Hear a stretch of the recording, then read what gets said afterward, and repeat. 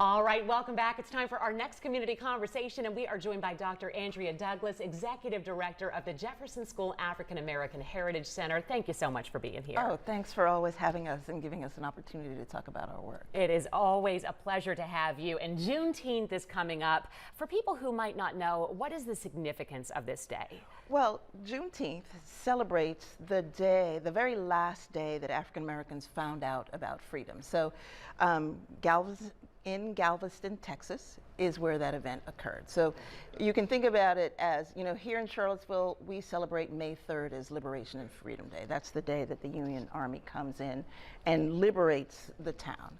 And so June 19th, Civil War ends in April, but in June is that last moment where, at that very last town, that people find out about their freedom. It's wild to think it took word that long to spread, but it's an amazing day to celebrate. Tell us what the Heritage Center's plans are to celebrate this year. Well, as usual, we've got big plans. So we start our celebration on the 14th with a reading of a play by a local playwright. The play is called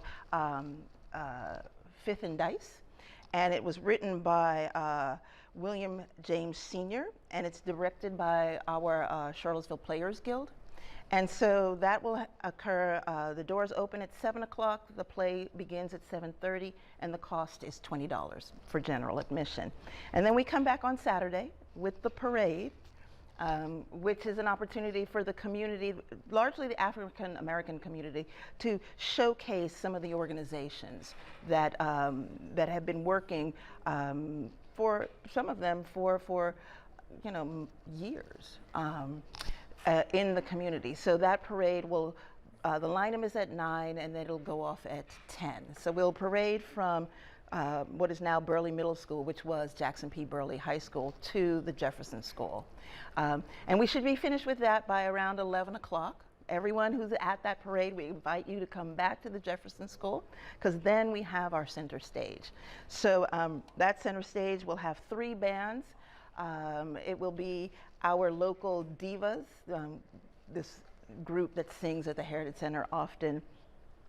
And then our Songbirds and Divas, Ezra Hamilton, and then the Ellis Willis Quintet. The event begins, however, at 11:30 with a libation and the singing of the Negro National Anthem. And then the other thing that is new that's happening is we're the site this year for the Black Business Expo. So that's where you'll find your vendors, and generally speaking, they have conversations about business, how to start businesses, and then the vendors will be there as well. So it's a full packed day, but we'll be finished by 3 o'clock. I love it. Come out and spend your whole day on Saturday with us. This is this Saturday coming up. This Saturday coming up. All so right. The 14th is the play, Friday night, and then Saturday the 15th is when we'll have the parade and then the events at the city center's grass area. It is going to be wonderful. Thank you so much for taking the time to tell us about it today. Oh, yes, thank you for having us.